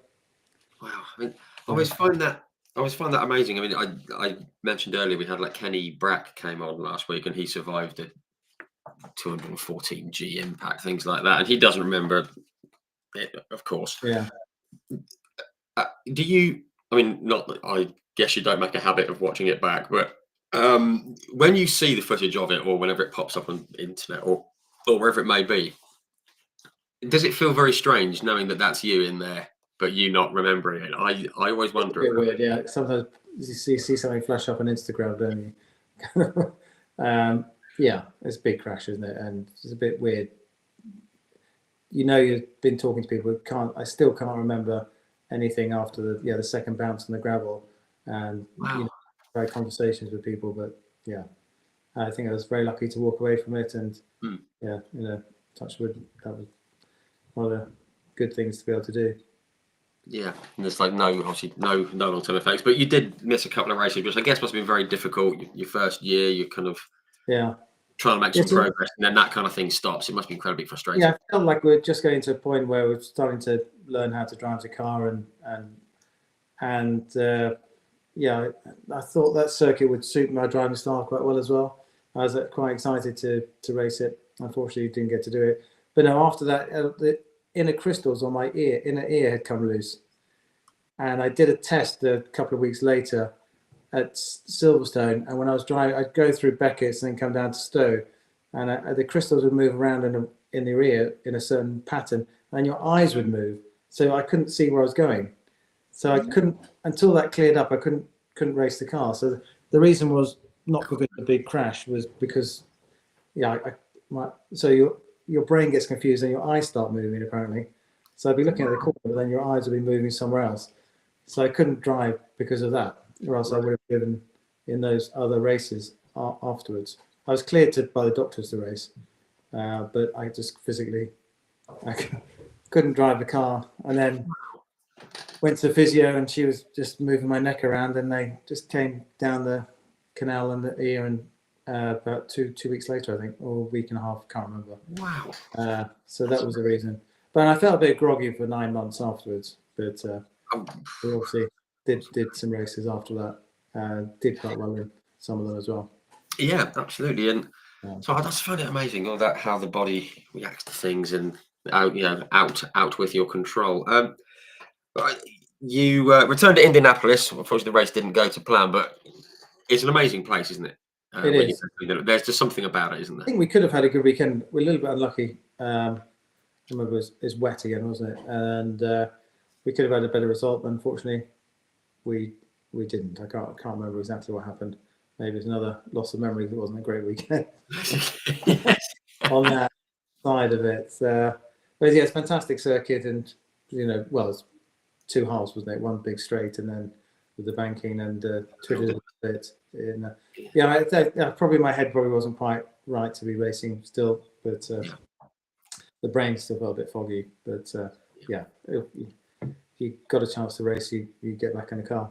Yeah, absolutely right. And just to skip on to the last race this season, did you know that it was going to be your last race, or were things still up in the air for the following year? Or still up in the air for the following year. I think Eddie was needing some money, and I think Benson Hedges were going to pay another for a British driver or Irish driver. British driver, they paid another £3 million, and I think someone else came along with 10, and Eddie said, "Have you got 7?" And we're like, "No." So, so I think that was that. Which is fair enough. Money talks and screams, doesn't it? But is it perhaps fitting that you had your last F1 outing in Japan, where you'd had so much success, and you were so well regarded at Suzuka, a circuit that you'd done well at? Perhaps a fitting place to have your last race, maybe. The last race, yeah, would love to obviously done more, and felt like would have been nice to get in a top car. But we had a good race, out qualified Fizzy, and had a good race weekend. Did the best we can, and that's all you can do, really. That was that. I did drive the car again in Macau, actually, which I still have the lap record. Yes, I was going to say that's a little bit cheeky to have the lap record around there in an F1 car, but yeah. So we're still planning on talking about next year, up until December, I think. January. Yeah. And I guess there was there's always finances and stuff involved. I guess once you weren't returning to Jordan for 04, was there any other opportunity that you were exploring in F1 we chatted to a few teams, and nothing came of it in the end, unfortunately. And then got the opportunity to go back to Japan and race with Honda in sports cars back in Japan. But obviously, still, it was an amazing season racing F1 for the year. I wish it had gone on a bit longer, but that's one of those things. Lucky enough to get there, and that's what I always wanted to do, and achieved it finally. But it would have been nice to stuck around a bit longer and had more opportunities to win races and maybe other things as well. Yeah, for sure. But one year in F1 is one more than most of us are ever going to get. So it's a nice thing to have, even if it kind of didn't last any longer. Just before we get onto the new like Super GT, as it were, which I'm going to pick a few bits on. 2004, the following year, you raced at Le Mans. You're outing at the 24 Hours of Le Mans. Everyone loves Le Mans. There's something wrong with you if you don't. I'm sorry. How did it come to be? Because you were with Racing Poland, wasn't it? It was you. Yeah, it came around quite late. So we hadn't spoken to any other teams, and then got speaking to Jan Lammers, who ran the team, and gave us the opportunity to race with Tom Carnell, who I knew really well from Japan. We basically lived together for 5 years. Nice. All the races, all the foreigners. We lived in near Mount Fuji. Gotemba is the village, and we all lived in the same building. So we basically all the foreigners, we all spent every day together, training or having lunch or going to the lake. Most of the time, we're traveling circuits together and racing. So got to know quite a few of them really well. So it was an opportunity to race with Tom. Jan was in the other car, and Justin Wilson, who sadly passed away. A lovely guy.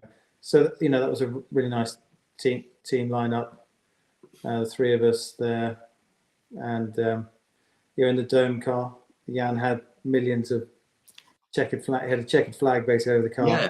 A tiny sponsor on every single one. So very entrepreneurial to be able to raise the funds and get there from his point of view. I mean, and I thought that car looked great. It was such a unique looking car. I thought it looked fantastic. Yeah, it's a good experience. loved racing Le Mans, and actually we were staying in a hotel miles away, and then we had a motorhome. It was only meant to be for a couple of nights, but I thought I preferred to be in the motorhome. It was a tiny little camper van, actually, teeny tiny. So went out shopping, Carrefour, got all the cutlery, cups and saucers, and then we stayed in there first night on the Wednesday night, and obviously it was late night testing. Didn't get to bed till 4 a.m. or whatever. Crikey. The guys on the antenna, on the loudspeaker, not 7 a.m. in the morning. So it's like, this is not going to work. So we got a knife, went outside, cut the wires to all the loudspeakers around the camper van, and went back to bed and had a really nice sleep. And that was didn't hear anything for the next 4 days. Luckily, they didn't come and repair it, so we could sleep quite well, or else it would have been non-stop commentary right outside the camper van. I think the others were quite happy around me as well. I think you did everyone a favour. Yeah. So, just for any fans going to Le Mans, don't do that if you want to get you clean. No, you're not meant to do it. So disclaimer. Yeah. The French authorities will not be happy with you. That's great, though. Love that. I love those little stories. And just a great experience, I guess. Racing at probably the most famous race in the world, and your only time there, and you got, was it 310, 12 laps, something in like that, which is was a good stint. You know more than me, but it was good.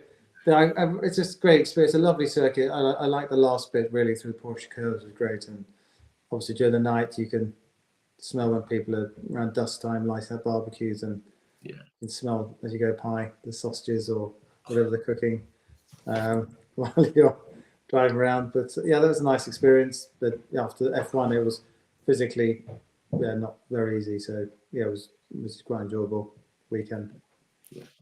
So it's quite nice you mentioned all the barbecues and stuff, because I spoke with Karen Chandhok, and he said the same thing. But he said in the morning, he said he was driving around, the sun was coming up, and you could smell everyone's breakfast. And he said, "Oh, that was the only time that I didn't want to be in the car." He just wants a full English, does he? Let's go get some food. Yeah, which is quite unique to Le Mans or Nürburgring or something. Fantastic. Nice to sort of tick Le Mans off the list as well, which is this has got to be a bucket list for a lot of drivers. Just quickly before we get into Japan, I am aware of the time. A1GP. I always thought this was a great concept, but it perhaps wasn't particularly well delivered. The kind of international World Cup of. Completely agree. Fantastic idea, amazing concept by Sheikh Maktoum. Maktoum, can't remember how many Maktoums there. One, he's a really nice guy. Got to know him a little bit, and he's very nice. And two, I thought the concept of the championship was absolutely fantastic. It was, cars were done by Lola. They were nice cars, and I think unfortunately that it got to a point where they were paying for half the teams to race, and half the teams were paying to race. Right. And their downfall was that they'd say to the teams that the championship are paying for, if you find a sponsorship, you have to pay it back to us. So why would they bother looking for sponsorship? So in the end, they were paying for half the races, and then you had individuals piling millions of pounds in. But it was a very well-run race. They had excellent, hospitality, TV rights, great little circuits built up, it's a shame it didn't, it could have caught on, couldn't it? Yeah. I guess Formula E is the thing that's taken its place, racing over that period, over the winter time, but it was great. It was a really nice, thoughtful championship. Yeah. Would have been nice to sort of see it. I don't want to say run a bit better, because I couldn't have done it better, but it's not my thing. But it was just a shame that it didn't quite. I think they ran the weekend as well. They had a lot to do, didn't they? To build this whole championship up from scratch. They built new street circuits downtown. They engaged with a lot of different fans. But I think I'm not involved in the financials or the running side of it. But that seemed a issue to me, that some of the teams were paying and some weren't. At the end of the day, there was no reason for those teams that were being paid by the organisers not to go out of their way to find money for someone else to pay for them to race. Yeah. And I don't think a championship can survive if the teams are not paying. But at the end of the day, the only way championships can survive is really with manufacturers involved. Privateers will chuck a bit of money at it for a while, but you're not going to find 20 privateers essentially that are going to keep throwing money at it. You had some great people like, well, one is the Irish guys. Kershaw's privately funded it, and also you had the New Zealand guy. What was his name? Who's lovely. I think who was it? Sadly passed away now, but he was great. You know, there was some people really supporting the championship very well. Yeah. But yeah, you need manufacturers there with big budgets and marketing budgets to be a long term,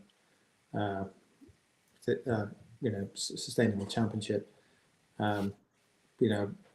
Unless the countries are paying, and the countries weren't paying for those either. So yeah.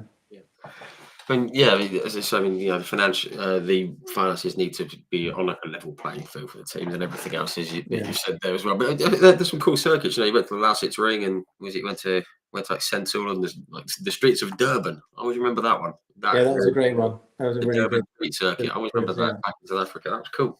Yeah, I do. I remember the Irish guys actually coming to watch the one in Germany, and they said they were flying to Frankfurt. So we went to be having dinner with them. And they got in the car. We said, "We'll see you in like 8-9 hours." Like, what are you talking about? It's just up the road. They got the private plane to the wrong Frankfurt. They were on the other side of the country, so they were. They turned off like 3 a.m. I was like, typically Irish. I can get away with my mum's Irish, so I can, Yeah, you're allowed to. Yeah. Because the Lausitz Ring's up near like Leipzig, isn't it? It's up way north, sort of east, northeast. Yeah. Yeah, so Frankfurt's not. Well, I don't know if it was I don't know which Frankfurt. Yeah, they went to the wrong airport. Yeah, we were going to a different one. So not ideal. I was just going to comment actually. Simon Steele has said, was the New Zealand guy? Was it Colin Giltrap? Correct. Well, that sounds right, doesn't it? Yeah. Correct. Thank you, Simon. Thank you very much. Yes. Yeah. Thank you. I was thinking Colin something. No, thank you. Excellent. That's really good. But yeah, shame about A1GP. Right. Okay. Super GT. I know you spent 8 years or however long it was there. I'm going to rattle through and pick up the best bits that we can. Basically, you'd had success with Honda and you'd raced in Japan. I guess after F1, it was a fairly easy decision once the opportunity came up. Yeah, I hadn't actually reached out to them, but they actually it was almost 2005. I went back there. They'd actually started the season, and they Super Aguri Suzuki gave me a ring after their first race and said, "Well, I'd like to come and race with them," because they kicked out their driver who was there, who wasn't before me, and luckily got the opportunity to race back with them. As one, I loved racing Japan. Two, I obviously knew the circuits, and was back racing with Honda was nice. But yeah, I realised I thought I should have really reached out to them before.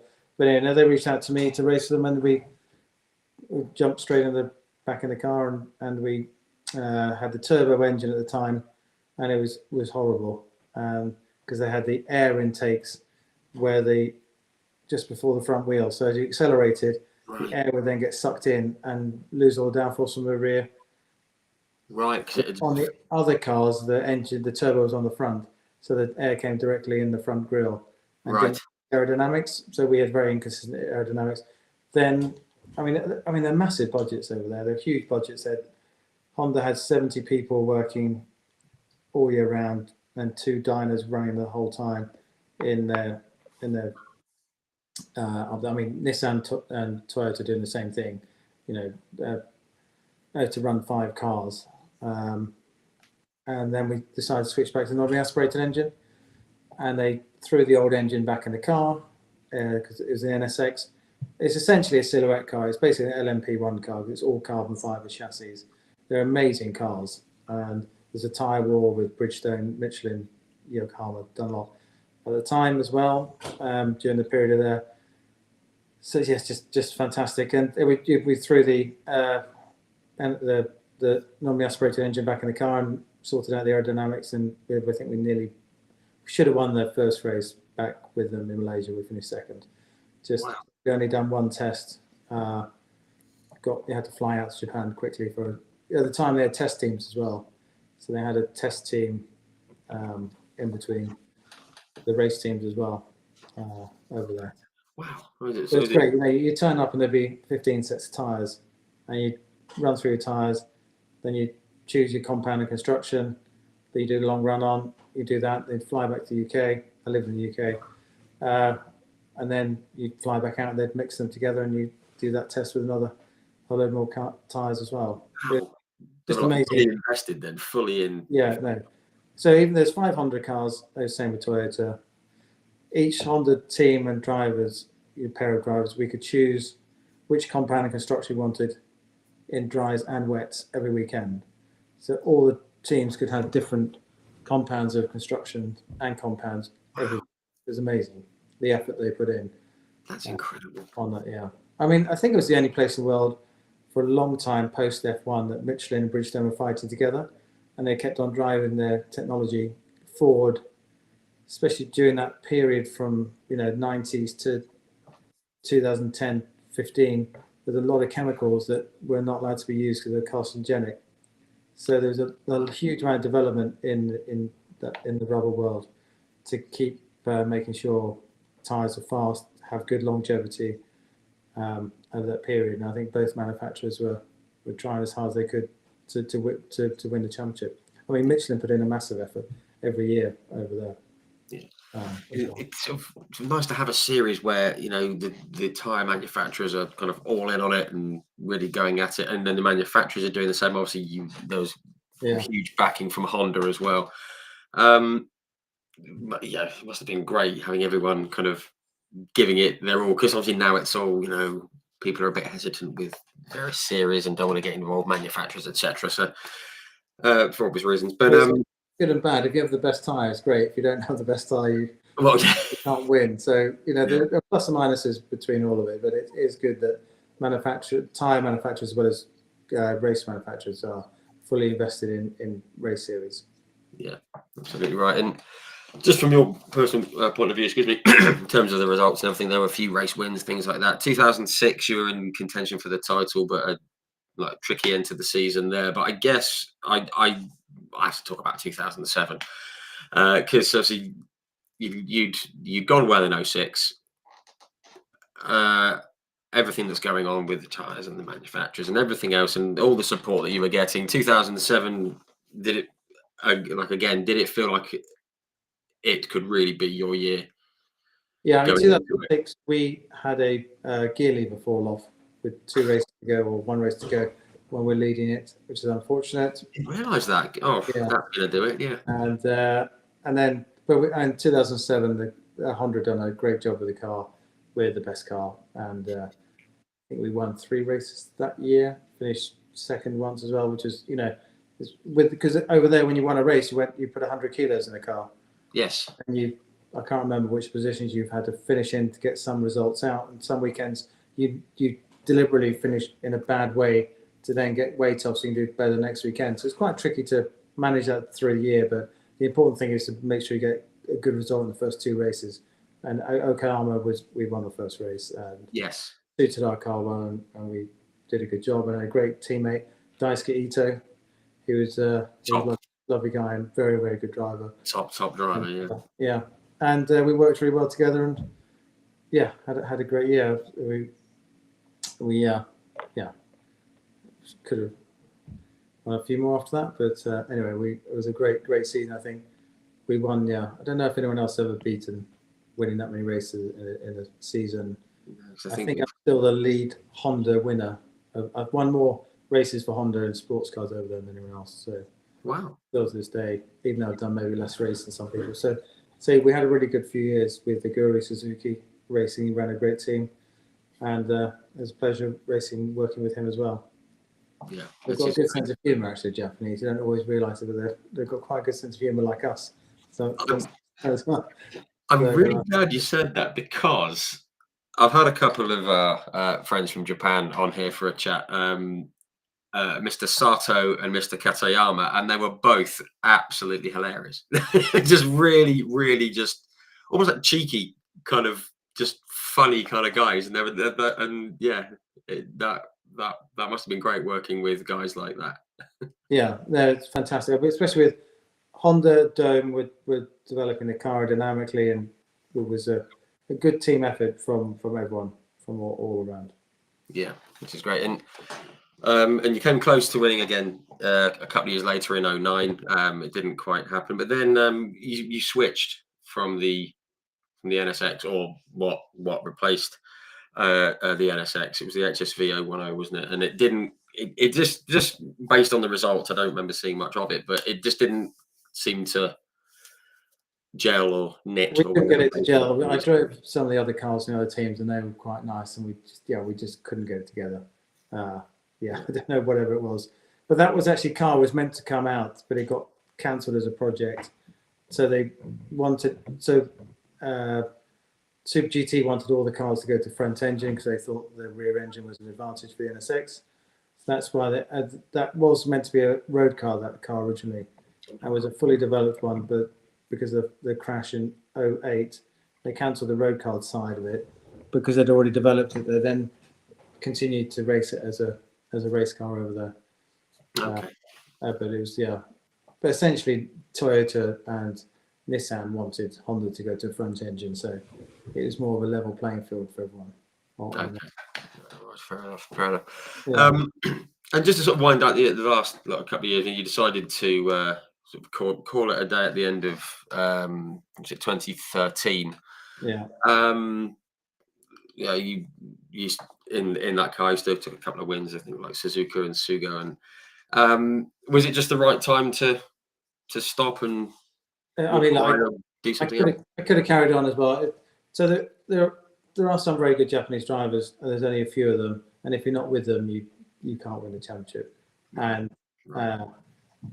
you know, I think at the end of the day, I also didn't have the right teammates, and I knew that I was doing 15 to 20 return flights a year to Japan.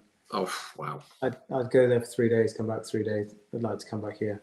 So and then just felt like, and I kind of knew that another year of traveling without the right teammate was going to be quite tough and depressing, knowing that you genuinely can't win the championship. And yeah, decided to call it quits. But I obviously had a great time racing over there with Honda and Aguri Suzuki.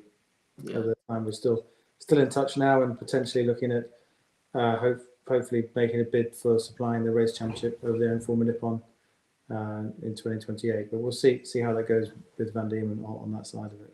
Oh, fantastic! Well, that's very cool. I'd love to see that, and yeah, fingers crossed something can come of that. Of course, yeah, I think because you're obviously very well regarded out in the racing world out in Japan, because of what you've done out there, and what a great place to go racing as well. Very, very cool. Just very quickly, you were obviously, you're now fully invested with with the Van Diemen RF, the brand of the cars and all the cars that you make. Working for a living now, so. Yeah, it's a bit of a change of pace, but I've had a quick look through the website in the last few weeks and everything, and there's quite a range of cars that you've been putting together and things like that in the last few years, and it kind of must just give you such a buzz knowing that you're creating all these cars and everything. I mean, look, hopefully, at the end of the day, we're going to sell them and they're going to be doing well. But sadly, the space frame market, which we did very well in the past, isn't there because those race championships don't lead on to F1, and there's no money in those championships. So even though we developed new cars for the US and Formula Ford in the championship, built a new car, it was quite a long time ago now, and went out and won in 2017, we basically essentially didn't have any sales because no one has any money. Still the old Van Diemen cars, everyone's got them very well sorted, they're running around, and maybe a new car is 0.2 quicker, but it's not worth the investment for someone to spend 30 odd grand on a car when they can buy an old Van Diemen and do as well, essentially. When the budgets are so low for the championship, with no opportunity to lead you on to maybe gain a sponsorship or something in F4, F3, or GB3 or GB4 over here. So, and the same in the US now as well. So that's why we decided to build a carbon chassis. It's what everyone wants and needs, and kind of excited to be launching that properly. We haven't really done any PR marketing on the the company. We had a small article with Marcus, who's very kind to put it in Autosport and Motoring News. And yeah, once we got the car out, we're going to look at doing some more bigger launches and more PR marketing to let people know that we're back out here with hopefully a unique and exciting product that people can come and buy, and racing prototype race series over here, but also just do track day cars. We want to give people the opportunity to buy a car at a sensible price, the same as a Radical, and have a unique experience of driving a car with different performance that they're not going to be able to ever have opportunity to drive that kind of speed of car or that kind of performance of car. The prototype at the moment has more downforce than an F2 car, and wow. So it's come out very high on downforce, 16,500 newtons of downforce at 150 miles an hour. And it's going to have a few different engine options, 320, 520, and in the future 640 as well. So Wow. It's going to be quite an interesting and fun car for people to be able to drive and buy. Yeah, absolutely. That sounds very exciting. And obviously, once the the PR and everything's done, and everyone knows that the name is back out there, I'm sure there'll be plenty of interest in it because it does sound very exciting to me. So yeah, obviously I'm trying to get back in shape and lose a bit of weight to drive it because I'm a bit nervous about my neck up after a few laps. But no, I mean, no, that all sounds great. And obviously, everyone tuning in sees this, and we wish you all the best of luck with it, and hopefully it all comes together and gives people that opportunity, as you say. Which is great stuff. I have just seen a couple of questions that are going to come in very quickly. Keith Mail, evening Keith, tuning in on Facebook. He says, any chance that now the name is back, obviously once the PR is done, of working with with a model company, obviously like a die-cast company, to produce the Formula Ford car? I think that's the one I mentioned earlier on at the very start. He said that he spotted an AI image of one, and it was getting a bit of love. Basically, is there going to be a model of we haven't looked into it. When we sold the company, we sold off all the drawings and everything, molds and patterns, everything of all the old cars. So actually, everything post 2002, we don't actually have any. We don't have any drawings of or anything. So doing that, essentially, we've just got to get an old car and scan it. So happy to look at doing that, but we don't have that. Unfortunately, that all got sold with Panos and taken off and split up everywhere around with that. Okay, but we could easily have it. Nowadays, it's so easy to do a scan, isn't it, and do a model. We'll be happy to maybe look at doing something like that. Yeah, I think that'd be cool. There'd be a lot of love for that. There's quite a lot of Formula Ford cars, wasn't there, over those years? There's 25, 30 different cars. So yeah. Plenty of them, and there'd be plenty of love for that, I'm sure. Okay, right. I mean, we're approaching 2 hours. It's flown by once again. I have seen there's a question here from Lisa Reinhard, which I'm going to work in. So these little fun questions that I always do at the end, just a few little bits and pieces. Lisa, your question's coming up momentarily. Did you have a favourite driver when you were young, when you were growing up? Ayrton Senna. Yes. Because one, I remember him being around the house, and secondly, he bought me my first ever go-kart engine when I started. Oh, that's cool. That's he raced for DAP, and he went and got my first ever engine for me. Wow. When amazing. I started, so yeah, he's close friends with mum and dad, and obviously he was very sad when he passed away and stayed in touch with, lots of other people in Norfolk as well. There was, loads of other drivers that knew him well, and stayed in touch with him as well. So yeah, I mean, there was a great racing community in Norfolk because everyone used to come who raced for Van Diemen used to live in Attleborough or around the surrounding villages, and I think it was a very family orientated set up for lots of the foreign drivers coming over, and also they like when I went to Japan, we all lived together. I think it was the same for lots of the foreign drivers who came over here. They all stuck together as well. Yeah, which is obviously what they need, and it's lovely to have. Just quickly on Ayrton Senna. For those who don't know, I live in Reading, and Ayrton lived in Reading. There was a new road built a few years ago called Ayrton Senna Road, and weirdly, I didn't know that. well, because he lived in Reading, and when he was with WSR, I believe, and it's nowhere near where Ayrton lived, which is very, very odd. Not quite sure why. I mean, obviously they needed to build houses, but it's an odd. I don't know. They could have just. But yeah. Still a nice touch though. Oh, it's a lovely touch. When we were looking at this house, I was kind of there was a house for sale in Ayrton Senna Road, but the garden was a bit too small. But that would have if people would have asked me where I lived and I said Ayrton Senna Road, they'd have thought, no, you're taking the mick. But no, I mean obviously absolute legend and a hero to so many. Is there a drive that you admire particularly now, whether it be in F1 or anywhere else? No, I mean, look, Max Verstappen's doing a great job, isn't he? But not really. I mean, I used to love following motorbikes as well. Yes. I remember Wayne Rainey and Kevin Swans those years. And you've just named my bike hero of all time. Actually, I went to watch the MotoGP for the first time two years ago at Silverstone, and it was amazing. It was a hidden gem, I think. Unfortunately, couldn't go this year, but I'm going to try and make sure I go again. Fantastic weekend, unbelievable. Actually, I took the kids there quickly. We turned up just for the MotoGP final, but this year. But it's nice to spend a bit more time there and see the other races as well. But they're incredible. Yeah. Performance on that. So it's good, always great racing as well.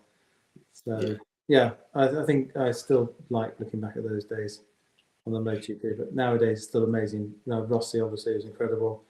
There's so many fantastic riders on that as well. We also got Mark Marquez is back doing amazing. Those guys are properly brave, aren't they? So they're brave, stupid. We pretend at it, so they're the the winning people. Saying there was I've had like James Toseland on here, World Superbike champion, and I mentioned to him about the Isle of Man TT, and even he just went, no, absolutely not, because he's scared of it. I went, but you guys, you're still nuts. You're still absolutely crackers. Well, there was one year in Macau when we raced. I think it was '95. One of the guys crashed. He died. He was dead, and they restarted him, and he was in the bar the next day. He's in the Mandarin Oriental having a few drink. I was like, it's quite. Can't remember. Yesterday. What? They restarted him on the circuit. He was definitely a gunner, but that was crazy. That was amazing to watch those guys around Macau as well, which is similar to the island. That's one of those things that if it wasn't such a historic thing, if someone suggested it now, you'd go, no, we're not putting bikes around Macau. It's not happening. But are they still there? I don't know how they're doing it. They are, I think from what I saw, I think Michael Rutter was out there last year, and Peter Hickman and a couple of other guys are out there. Josh Brooks, I think with FHO Racing, they were all out there, and it's incredible. It's incredible. They're lifting their head up as they go near the barriers is amazing. So, just to not take their head off, which is crackers. Okay, did you have any pre-race or race weekend like rituals? I don't know, put your right boot on first or anything like that? No, I didn't. I know recently everyone's talking about peeing in the car. I never peed in the car. Always make sure I went to the toilet before the lead. But no, in general, I didn't have any pre-race rituals. No. No, that's fair enough. And I spoke to someone recently. It was Amy Watts, the daughter of Patrick Watts, the BTCC driver, and said that she always got a bit of gravel or a stone and put it in her race suit. Oh, really? And, in anticipation of going off, or yeah, I know, and hoping to not take it back from whence it came. I don't know. I'm not, but yeah, that was an interesting one. Yeah. Okay. Was there a series that you would have loved to have tried, like IndyCar, NASCAR, touring cars, supercars, anything like that? Bit more in F1. No. LMP1 car. I'd like to have driven maybe more in the top class of LMP1. I did a test in IndyCar. Okay. They wanted money to race in that. I was getting paid. They wanted $1 million. I was like, it's going the wrong way. It should be going towards me. Yeah, towards me, not away from. So, no, I'd like to maybe race an IndyCar, but in general, I've been very lucky in racing everything I wanted to. And yes, I have looked at the historic stuff, but it's still a little bit too competitive, I think, to not give it 110%. So still holding off from any historic stuff at the moment. But yeah, maybe in the future I'll do some historic racing potentially, things like that. That would be cool. That would be cool. Okay. Penultimate one. Favorite car you've raced and your favorite circuit to race on? Favorite car is F1 car, even though it wasn't the best one. It's still incredible. You can't really, just the power to weight in those days as well, and downforce, just incredible, mind blowing. As a top of any motorsport thing in the world. Best circuits. Monaco, Suzuka. Monaco is nice, but they've made it a lot easier nowadays, haven't they? They've moved all the barriers away, so it's a lot easier mentally during the races. But it's still a great challenge, and I loved racing there, especially around Casino Square. It was incredible. Yeah, I bet. The bit that sticks in my mind about Monaco is it you should come out the swimming pool. There used to be a big barrier there. Now there's just a curb, but there's loads of space off to the left behind it. It doesn't quite look right to me. No, they've made it a bit soft, but I guess the races flow a bit easier. Yeah, that's true. That's true. Okay, last question. I ask it to everyone, and I don't know why, because there's no answer to it. It's a bit of a silly one, but I've got here that you've shared the track with some amazing races from various different backgrounds. I'm not going to name all the ones that I've written down here, but just it's some of the guys that you raced out in Japan, of course, but you've raced against guys like Andre Lotterer and even people like Will Power and Christian Fittipaldi, Leto, Perot, McNish. You've raced with Jan Magnussen, Jan Lammers, obviously Justin Wilson we mentioned, David Brad, Mandy Wallace, Le Mans, Pedro de la Rosa, Trulli, Castro Neves, Heidfeld, Montoya, Sato, Fisichella, Barrichello, Villeneuve, Button, Raikkonen, Alonso, Schumacher, etc. You shared the track with all these amazing guys and more. Was there anyone that stuck out in your mind as being maybe not better, but just different or special or anything like that?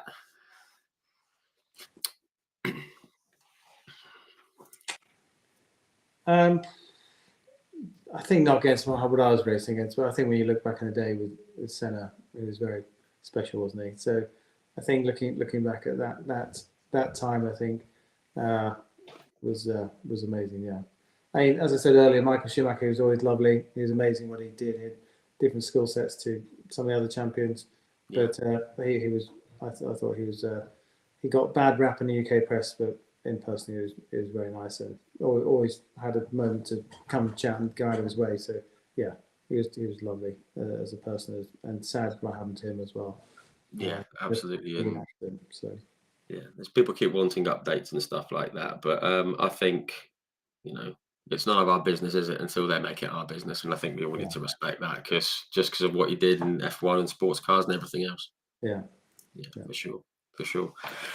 Which I think on Michael Schumacher is a nice way to end the chat. We've gone over a little bit than planned, but firstly, I just want to say thanks to everyone who's tuned in for all the comments and the questions. I've seen them all. Thank you very much to everyone who's tuned in for the support and for questions for Ralph. But of course, the biggest thanks. Stay online and didn't get too bored, but thank you very much. No, Pleasure to be able to talk about what I've done. So thank you very much for the opportunity. No, and like, thanks very much. Obviously, that's the biggest thanks is to you for coming on this evening. We've eaten into over 2 hours of your time, but thank you so much for coming on. It's been great hearing about all of your stories and the insights from various different aspects. So yeah, thanks very much, Ralph. I appreciate it. Great. Thank you very much. Right, great stuff. Thank you very much, everyone, and we'll be back next week with episode 199. Until then, be safe, enjoy the motorsport that's coming up, and we will see you very, very soon.